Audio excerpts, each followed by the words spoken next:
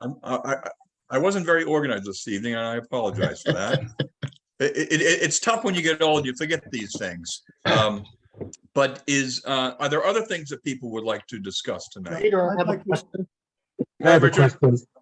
My question is the glove compartment box on the BJ867. Yeah. The glove compartment cardboard fell out. Is it just 4 screws holding the dashboard in? So it's the rubber insert that goes behind there, correct? Is that what you're discussing, Richard? Well, mine's cardboard. Yeah, I apologize. You're right. It's not rubber, it's cardboard. Yes. Right, it's cardboard. So if I want to take off the dashboard, is that just 4 screws now? I think there's more than 4 screws, and they're back against that wood on the inside of that. Right. I want to take off the glove compartment itself. The cardboard holder where everything stays in, that fell off. So now I'm looking to replace it. And to replace it, is it just 4 screws holding the dashboard itself? Hey, Richard, this is Reg Warren. I just redid all my dashboard this past winter. And in addition to the 4 screws, you have 2 bolts on the lower side of the cardboard box. There's a couple metal plates there, and those need to be removed as well. Then there's an additional one up by the latch. It's there's a bolt, a very small bolt in the center of the back of the not the door itself, but the panel the door fits into. So there's a few more things to take off there, but it's not a difficult job to get it out. Okay. Yeah, but you're absolutely right there, Reg. Thank you very much. There's more than just four screws. Yeah. Oh yeah. It may be easier to remove your seat cushion, if not the entire passenger seat as well, for that, Richard. So you can get on your back underneath there. Oh yeah, I saw there. It depends on how much you weigh, Richard. No, Richard's good shape guy. He doesn't have that, but it's just a little easier to get a little more room underneath there. Yeah. Thank you very much. Did I see someone else had a question? Yeah. I have a question. Go ahead, Bruce. Hi, I'm Bruce Olson. I'm restoring a BJ7, and I've got one of those fast flow intake manifolds that I bought from AHCNE. That is kind of better design, I think, than the original. And but what I didn't realize when I got it is it moves the carburetors out and up from the head. The head. So if you get the 1/2-inch spacers on there, like I said, I'm using HD8 carbs, even though it's a BJ7. But I figure with a 2-inch, I've got headers and stuff. I'm trying to get more, flow through the engine. Okay, yeah. So, anyways, it's the dash pots just about touch the bonnet. And so I called up AHCNE and they said, well, you just don't put the heat brakes in, take the heat brake out. And the heat shield? No, the plastic 1/2-inch heat brake, that looks like the. Okay. I didn't know that's what they called it. Okay. Yeah. Okay. So they suggested just leave those out, and I'm a little worried about that. And I just wonder, just reading about, heat issues and stuff. Now it is moving the carbs farther away, so maybe that helps. I also got the manifold jet hotted, so hopefully that maybe cuts down on some heat there. But I'm a little worried about leaving out the heat brake, and I just wondered if anybody had any opinion on that. And Bruce, is this an aluminum head from AHCNE? Yes. Oh no, it's not aluminum head, but the obviously the manifold is aluminum. Okay, so you got a stock cast iron head. Correct. Okay, with the AHCNE's their enhanced exhaust manifold. Well, I've got headers, and I've also got the enhanced intake manifold. It's Right. They call it a fast flow. It's sort of rounded shapes rather than the right angles of the stock manifold. Okay. Yeah. And do they say that BJ8, the 2-inch carburetors, should fit? Yes, but they said that you Without have the to leave out the spacers. heat brake. Okay. So Anyone have experience with not using those spacers? Well, I can't imagine they put them in because they were useless. right. right. Now, what if you were to shave those down to, several millimeters to get it so the carburetors will still fit, but you can still use them because. Yeah, I was thinking about that, or I was thinking about just making some out of, whatever phenolic or whatever they're made out of, like 1/8 inch phenolic or something like that. Or I think you can buy 1/4 inch ones, like Jags use 1/4 inch thick ones instead. And some of the other Healeys, I think, have thinner ones. So maybe I could try that instead. Get me a little more space in there. So does it actually hit the bonnet? Have you thought about running without the bonnet on? No, not yet. Or No. putting a bulge, how about a bulge in the bonnet? That's the other solution that I guess some people do when they race and stuff. Don't have a chainsaw. Yeah. Anyone have any experiences with that? This is a new one on me, Bruce. Okay. All right. My only comment is that running 100, the last thing in the world you want to do is decrease the heat insulation to the carburetors, because when those carbs get hot, they are hell. Yeah. So I would be very, very careful about doing anything that would make the carburetors run hotter. Right. Okay. Well, you're sort of confirmed my concern then. Thanks. And does it, go ahead, sorry, Rick. Are the carburetors brass topped or plastic? Plastic. Okay. When I had the triple carbs on my BJ7, they had HD8s on it, and what had been done is that they actually filed down at an angle part of the brass top to make it fit under the bonnet. But Well, I could switch to a brass top and do that. That's an idea. I don't know how much. I don't think that plastic top is very thick, though. No. I don't think it's as thick as the brass, so it might not get you anywhere. Yeah. So Bob Britton, you're running tri-carbs on your BJ7. Do you have any issues with clearance? Yeah, but I have the standard tri-carb intake manifolds. Right. So, so it's no different than any, a BN7 tri-carb. Mhm. So, no, I have no problems with it. And does like Dennis Welch or someone like that, do they have anything that they have, as because they're into the performance side of the business? I haven't checked with them. I don't know if they sell the same manifold. I think Moss maybe sells the same one. Well, Moss gets it from AH Spares. Yeah, right. I think it might be one that's made by DMD in Australia. I think they're all sell the same. Oh, okay. Oh, really? Yeah. Okay. It's a pretty nice looking part. The only issue that I had with it was that the height of it didn't match up the exhaust manifold, and that the part where it splits, and so trying to get the right amount of pressure both on the exhaust manifold and the intake manifold was really a bear. So do you have it running but without the bonnet on, or with the bonnet actually, I open? set the whole. I rebuilt the engine. I set the whole thing up on a test stand with everything, and it ran fine. Got it running good, and then I put the engine in, and now I'm putting it back together and realizing, oh boy, it's not going to quite fit.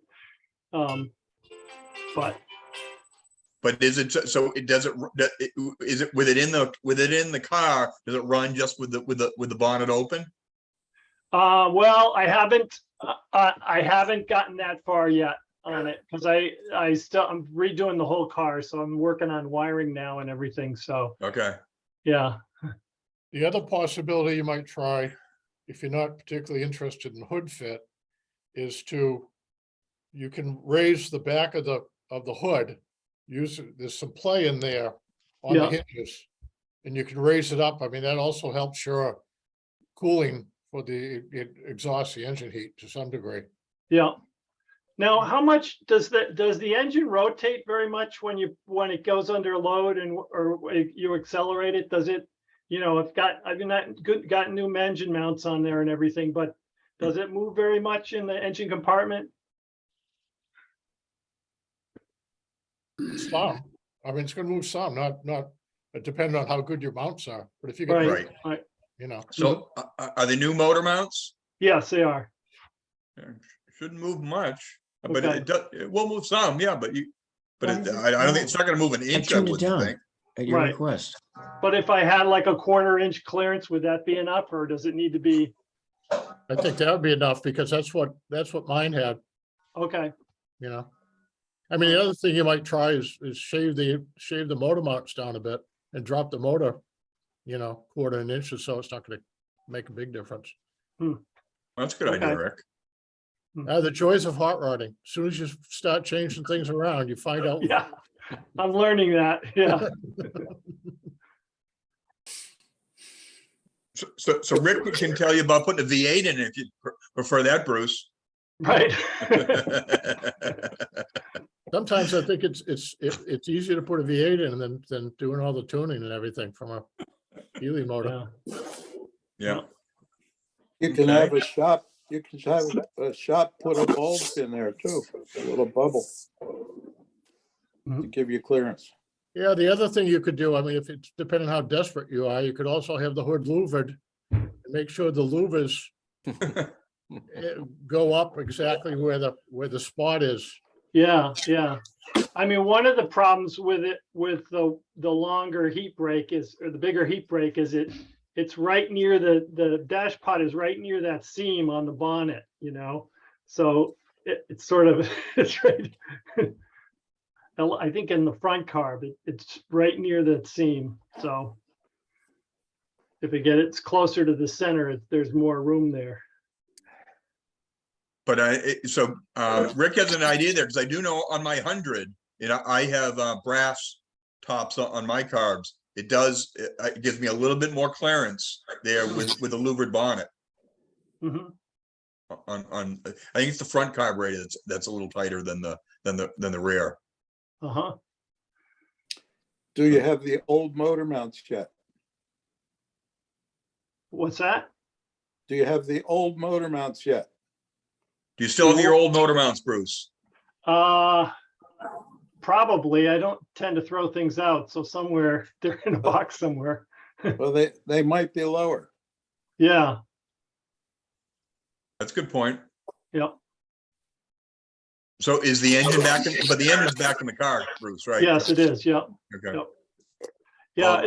The other thing I noticed is is it supposed to be really close to the firewall, the back of the head? How much clearance is there between the back of the head and the firewall? It didn't seem like there was very much in my car when I put the engine back in. Should be some. There's Must not be much. Probably I about mean, 3/4 of an inch, isn't it? 3/4? Yeah, it seemed like it was less than that on my engine, but just curious about that. It seemed like a pretty tight fit. It's not enough to stick your hand back there and adjust the throttle rod. Uh-huh. Right. Well, the engine mounts are handed left and right, and if you have Yes. them reversed, it'll move the motor back towards the firewall. Right. Oh, I better verify that, but I'm pretty sure I had them the right side.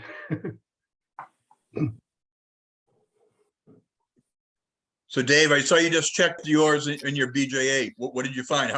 What's your spacing there? Oh, I've got to have at least 1.5 inches, 2 inches easy. Really? Oh On yeah, I can BJ8? shove my hand right down like this, no problem at all. I'd say Wow. I've got 2 inches. Huh. Bruce, what do you think you have? Less than that? Oh, yeah, I would say 1/2 inch, something like that. So, well, I'll check the motor mounts again, because that's a good thought. Yeah. Okay.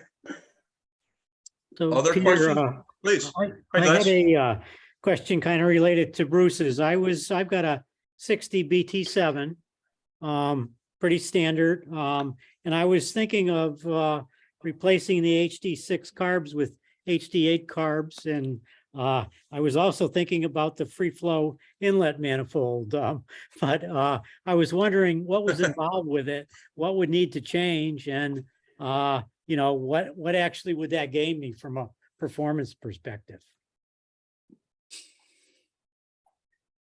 Well, I think that, you know, anything that improves the airflow through the engine is a good thing, but, and, you know, the HD8s are, you know, bigger diameter carbs.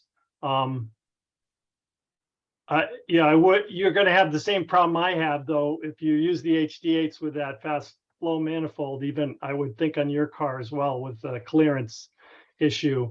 And as I mentioned before, that thing about matching up, because the casting is not right where that split hole is between the inlet and the exhaust manifolds, that those don't match up vertically. So I had to like basically machined a couple of washers that were thicker on one half than the other and just keep tightening it down until I, you know, was satisfied that I was compressing the exhaust manifold and the intake manifold against the gasket sort of equally.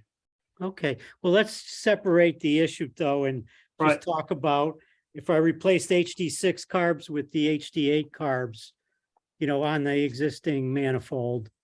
I think the reality is until you do some work with the cam and the distributor, you probably won't have you won't notice much change. Okay, so you'd have to put a new cam in, like a street cam. And what with the distributor would you need to do? Well, the distributor like they were all done as a set. So they dynoed the engines and set everything up. So if you want to copy how they did an engine for the BJ8, you have to install all the pieces that a BJ8 had, which was a different cam, a different distributor, and the bigger carburetors. Okay. And bigger exhaust system. Right. Yeah. I put a BJ8 cam in my engine. And if you did all of that, Michael, what would you expect to see as a performance change from the standard BT7? I think your standard engine is about 132 horse. I think it's 124 or something like that. Yeah, you go up to 150. But BJ8's 150 horsepower. Okay. If it's done right. Okay. Can I just ask something here with regard to Bruce's issue there? This is Bob Easterbrooks. If you have less than a half an inch between the firewall and the motor, and I think I heard somebody else say that they had more than like 2 inches. 2.5. Yeah. That was Dave. I know I've got a BT7, and I know there's plenty enough room to get my hand down there. You're losing some space somewhere. How did the motor get that far back? Where does the transmission line up? Are you losing that distance in the spline? There's got to be something else going on back there. Yeah, I mean, I've hooked up to the diff, so you know the spline is taking up whatever. If it's all shoved back, I haven't put anything. I haven't put the interior in or anything, so the tranny is just sitting in the open area, and it's okay. Seems the gearbox, okay. The gearbox mounts look pretty normal. They're not stressed. No, yeah. The gearbox mounts are right. The engine's got to be pretty close to its right position.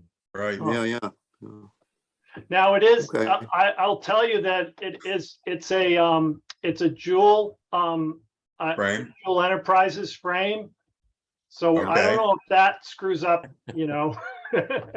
If that screws up everything. I stripped my system down to the, pulled the floorboards out, and the frame was completely rotted when I started working on this. So I ended up getting a replacement frame from Jule. And did you install that, or did someone else install it, Bruce? Well, basically I stripped it all the way down and then I drove the shell up to Ontario and he moved this superstructure over from my old, my Okay. old frame to the new frame. So. Anyone have I any? mean, a lot of people have done that over the Right. years. I guess maybe I need to talk to somebody that has a Jule frame and see if they have had an issue with the clearance with the firewall.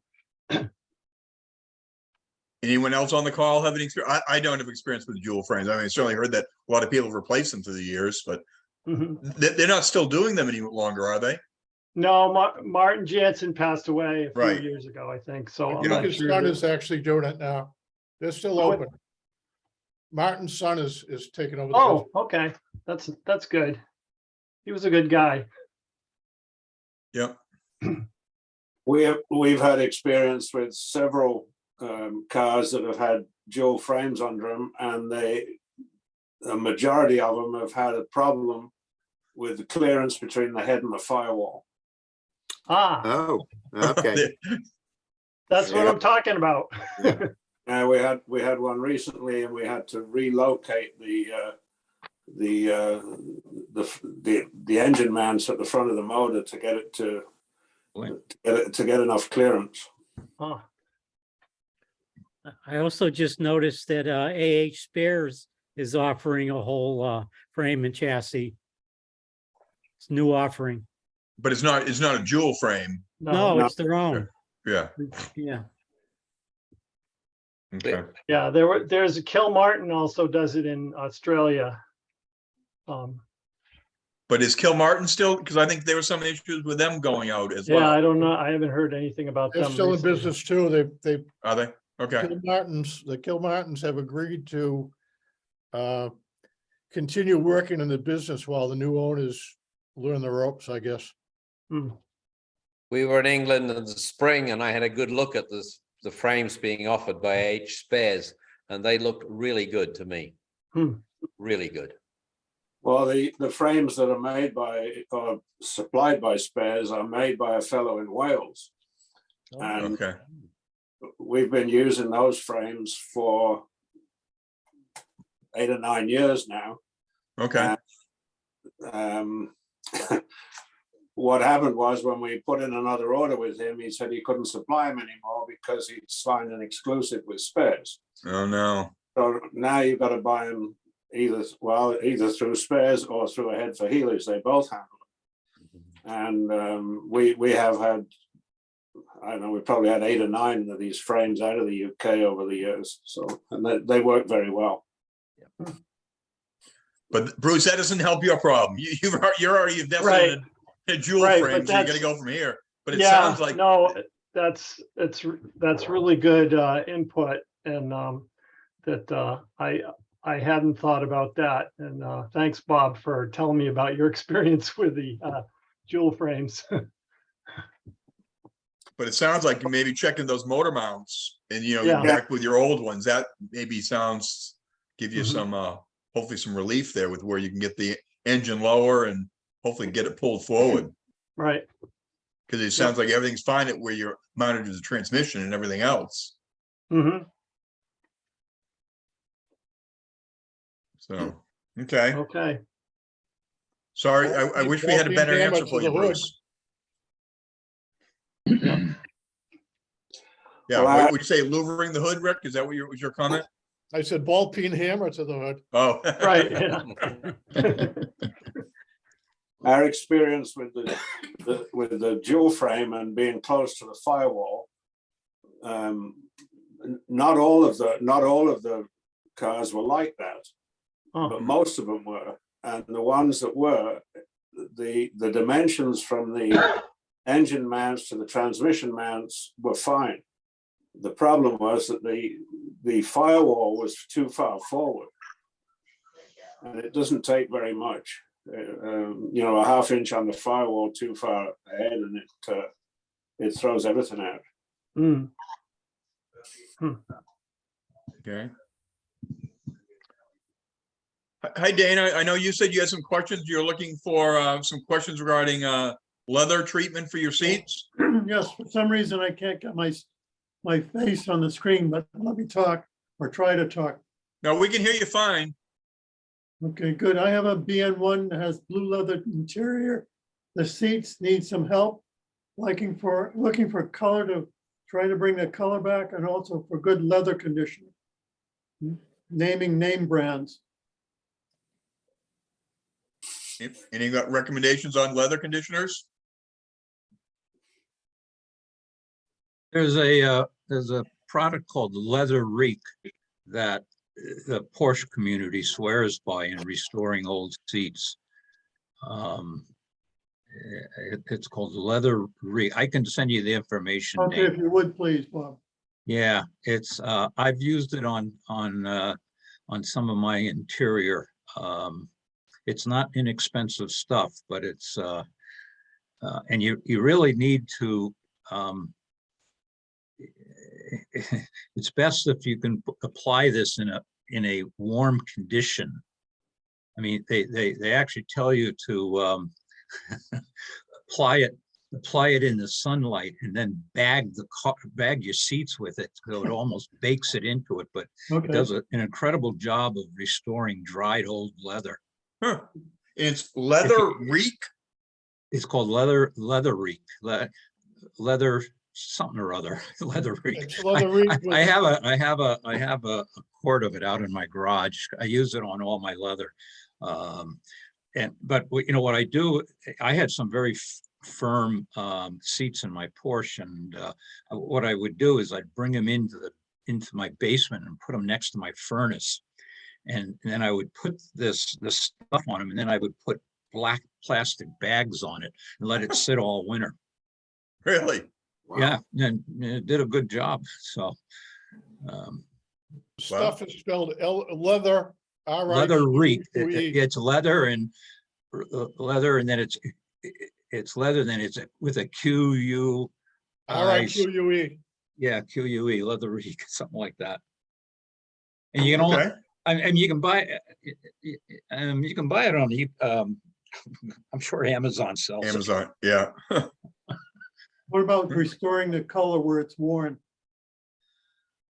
Oh, they also if you send them a color swatch, they'll send you leather stain to match what you have there, and you can actually spray it on. Good. I restored my 911 seats with it, and it was a custom stain, and I sent them my gear shift leather boot, which really hadn't faded, and I sent it to them, and they mixed up some new leather paint, Stain? Okay. basically, and I sprayed all my seats with it. How's it held up? It hasn't had a problem, but I also put covers on my seat too. So, so I don't, I'm trying to preserve them. Right. So. Okay. Thank you. Yes, I can. I just looked it up on my phone, and an 8-ounce kit is $43.85 with free shipping, and it's LEATHERIQUE.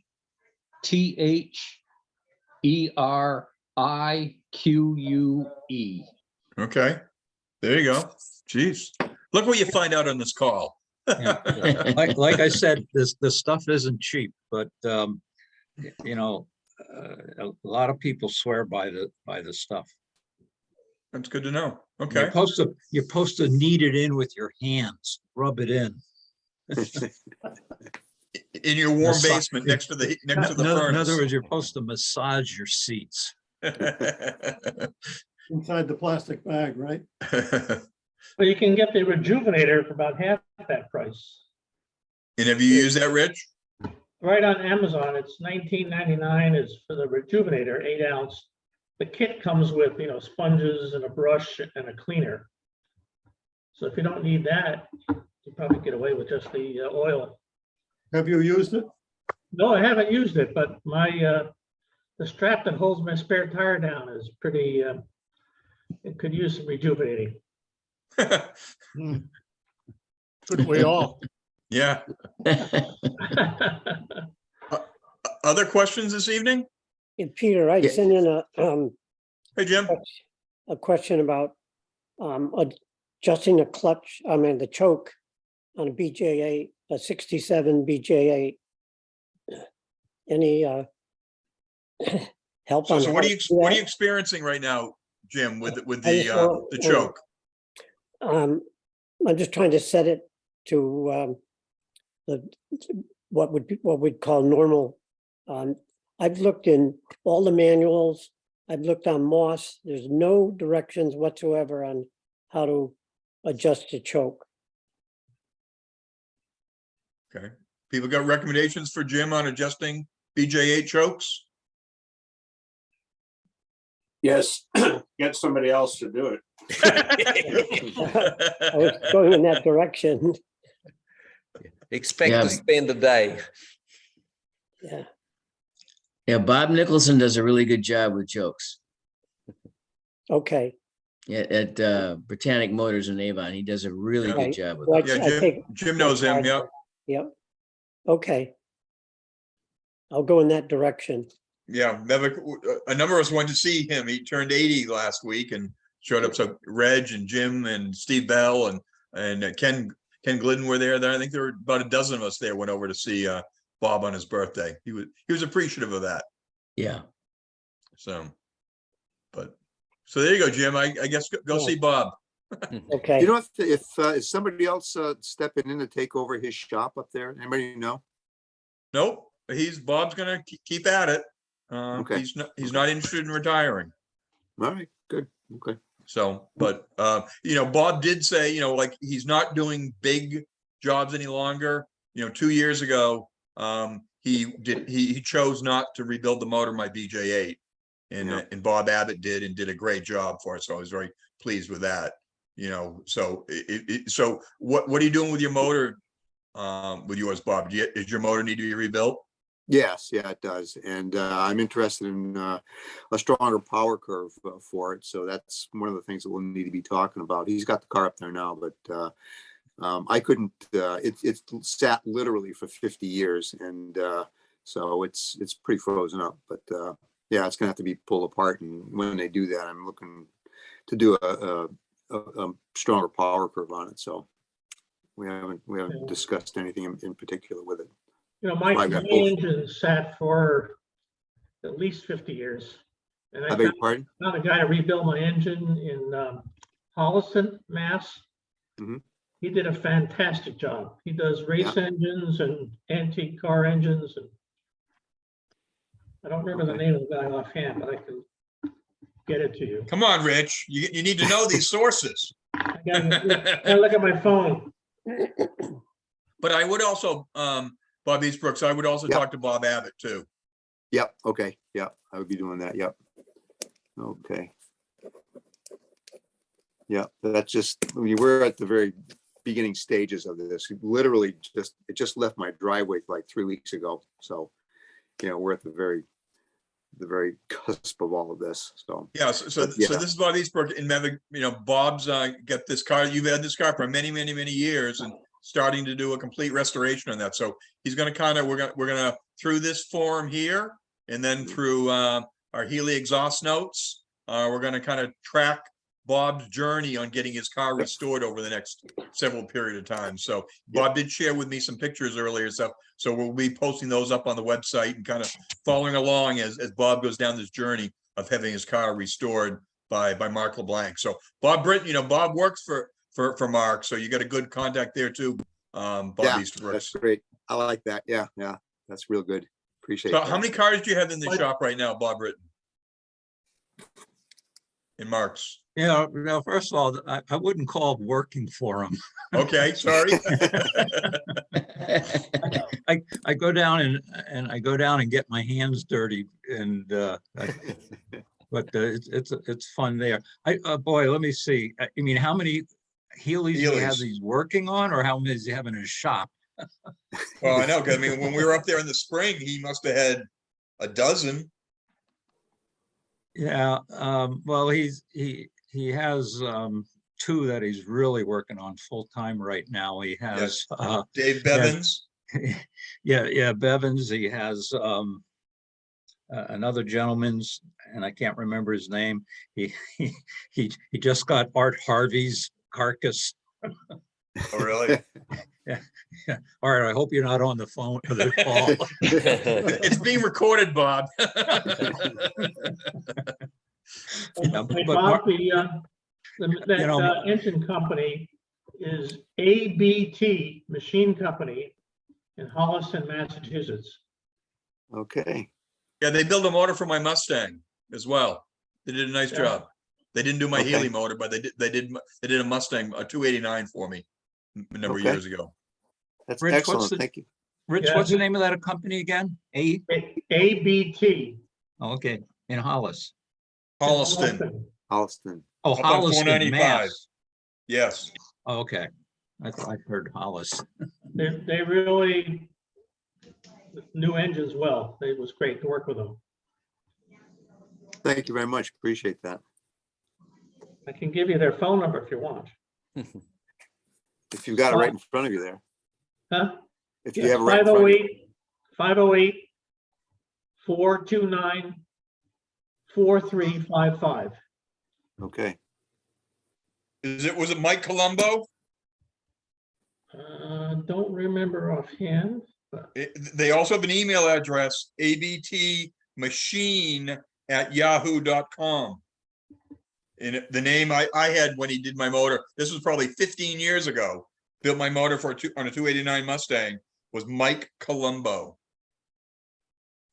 yeah, that name doesn't ring a bell, but I think it was a one-man show. It's a machine shop, but again, it could have changed through the years. But yeah, he had 2 or 3 people there. did he? Okay, it may have changed. And he's got a dynamometer, and he's got, Great. really knew his business. That's good. Thank you so much. Appreciate that. Other questions tonight? Yeah, Pete, this is Reg. I've got one here. Please. I've got a late BJ8 and way back in about 1980 or so, I was in a rainstorm and the rubber came off of one of my wipers and put a nice couple of beautiful arced scrapes in my windshield.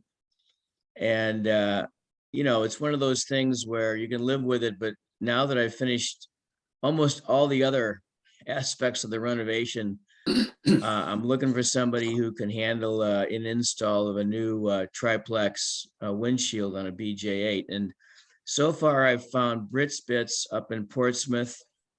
They're willing to do it.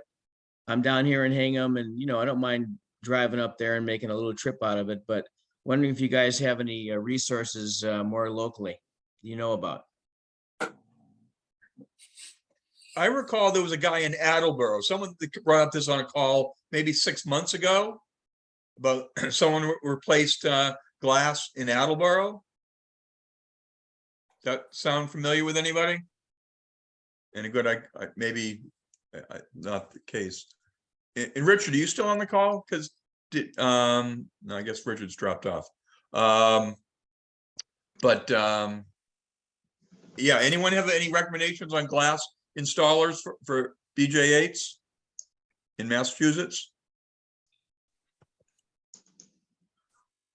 Yeah, I know. I don't think that's something Bob Nicholson wants to handle any longer. No, he doesn't want to do that. Right. Have you checked with Bob Abbott? No, I haven't. I maybe check with Bob Abbott. He's in Ipswich. Okay. It's a little closer than going up to Rye, New Hampshire. Oh, it's Rye. Well, yeah, Rye. I guess it is. Yeah. Yeah. All right. Well, that's one lead, but yeah, it's kind of interesting that because I've gone to a number of glass places and they can't buff those scratches out. They're too deep and they would create a wave in the glass. So it's got to be replaced. And it's been kind of an interesting query to figure out if someone does it, and there aren't many people apparently doing it. Right. I'll go back and look at, I recall there was someone who's doing it in Attleboro. but I don't. It obviously, it doesn't ring a bell at the moment, unfortunately. Okay, well, I'll follow up with Bob. That's a good suggestion. Thank you. Yep.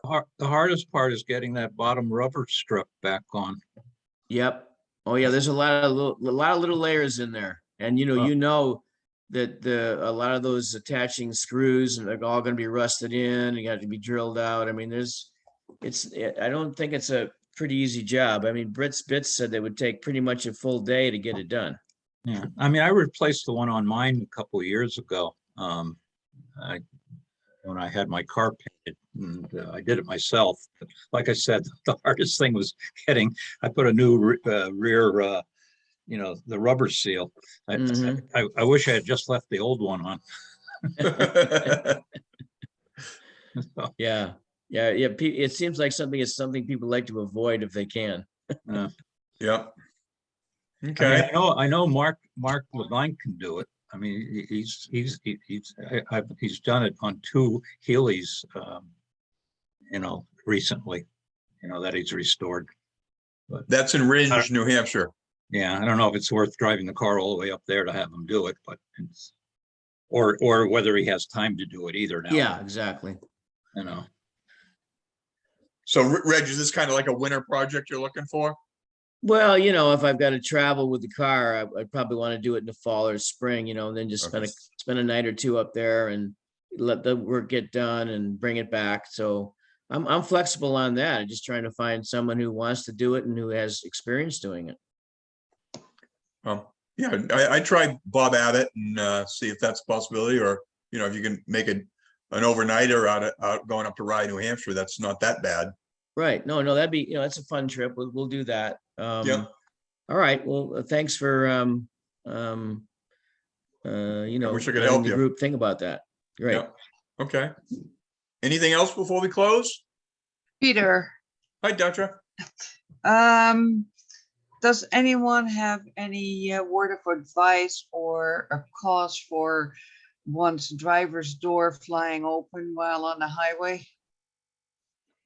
Well, you shouldn't open it while you're driving on the highway, Dutra. That's the problem. It was just added a little bit of fun to the drive home. Keep the seatbelt on.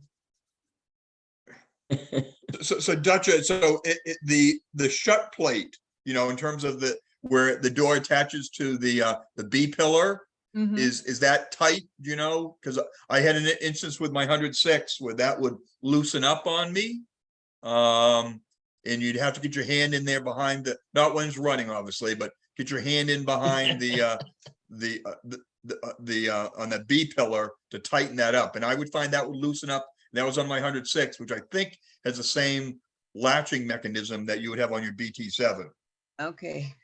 That could, yeah, it was getting a little harder to close the door. And then, as I said, on the way home, with every severe bump in the road, it would just fly loose. So yeah, no, I think it's that latching mechanism on the B pillar. So open the door and see if you're getting any movement in that. I believe it's a 1/2-inch bolt that holds that in place. Yeah. And needs to make sure that it aligns straight and get that tightened up. All right, I'll see if I can take a look at that and have someone go over my shoulder, make sure that I turn it in the right direction. Anyone else have any thoughts on that? Go ahead, please. Dutra, was this after your accident? It's not related to the accident. It was getting harder to close, but it just seemed to spontaneously fly open after the accident, but I don't think it's really related. There was no, the impact was really on the boot and not so much on the driver's side. But more Another problem. Mention that when you have your car restored. Make sure that wasn't sprung or moved forward. Okay. Ken, you got a recommendation? Go ahead. Yeah, an issue we've had, in fact, we have a car in the shop at the moment. The latch on the back of the door, the weld to that little pawl, the weld breaks and then the pawl turns free. So when you close the door, the latch mechanism doesn't go on the back of the door doesn't go onto the latch on the B-pillar properly, and it pivots freely. So you can close it, and whenever it wants to, it turns by itself. So you have to just re-weld it. Okay. We've had a few of those. I found that if I close the door very carefully with the handle pulled open, pull it real close, and then engage the mechanism there, it would hold for a while. But as I said, with the bump on the road, it just pops and goes. But if you close it and it's latched, you can probably pull on the top of the door and it'll open. Because that pawl will just turn on the shaft where the weld broke. Okay. And so to replace that, Ken, you take it off the door and weld it up and put it back into the door mechanism? You can weld it right on the door. You can? Okay. Sure. Okay. Does this happen when on hard turns also? I don't want to pronounce your name wrong, Ducha. The reason I'm asking is because I had a 58 that whenever the car got light, if I was at speed and I was at the crest of a hill and there was a slight turn to the to the right, driver's side door would pop open. Sounds like it was time for a new frame on that car. That's exactly right. That's the one that has the shroud with the black eye. Yeah, that No, needs more than a frame now. I don't think it was related to turning. I think it's really rough terrain, rough roads where things would just shake loose and pop up. Okay. Sorry, are we talking about a Roadster or a convertible here? Roadster. BT7. BT7. So, Ken, are you talking about the convertible style door latch or the Roadster? Well, it's the one that looks like a little bit of like an inverted U. Like a horseshoe. Yeah, that's the convertible. That's the convertible. The type that we're talking about here is the Roadster style. And it's the same as was used on the hundreds all the way through to the end of the Roadsters. And the biggest problem I've found with those is that the plunger, the device that actually latches into the door, the catch on the doorpost, they wear very badly in the housing. So you end up with something which has got a sort of slopes away from the way it's meant to, and they just pop open. My experience has been the only way to really solve the problem is to replace the door latch in the door. Okay, thank you, Mike. Yeah, it's a different system from what. Yeah, right. Okay. Yeah, the convertibles are different than the Roadsters. Yeah. Okay, yeah, I've seen that, and then we replace the latch. Yeah, that's right. Okay. And a good source for that latch? I get them from spares. They ain't cheap, but that's what worked for me. I think Bob probably has them. You buy them, Bob? We probably do. Yeah. Moss has them also. Sure. They're like around $70. Yeah, that's about right. Yeah. Well, Peter? compared to my life of falling out of the car. Well, the good news with the pound being weak right now, you can get good buys on buying things directly from the UK. I'm so glad there's a light spot too. Like you send the bill to FedEx, tell them that ruin your door latch too. That's right. Right. Good point, David. So, Peter, I've got to relate a story about that, and Rick may remember this. Back in the 70s, the Healey Club got to go up Mount Equinox in Vermont, and my wife and I were in a BN1, and we were going around a left-hand hairpin turn, and that door flew right open, and she almost did fall out. uh-oh. I don't know if Rick remembers that day, but I think it was a lot of fun. I think your wife said that was on purpose, Ken. Well, we don't want to lose sunshine, Ken, right? Absolutely not. Not after 50 years. So, I'd like to say a couple other things, Peter. Please. First of all, you and your people that did Enclave should major kudos. It was one hell of an event. And I thank you for all the effort and time and energy you put into it. It was a great event. So Thank you. for your efforts. And most people should know this, but don't let Michael Salter put a Studebaker pumpkin in the rear of your car.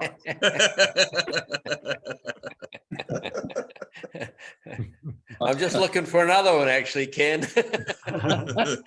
Anybody got an old Studebaker?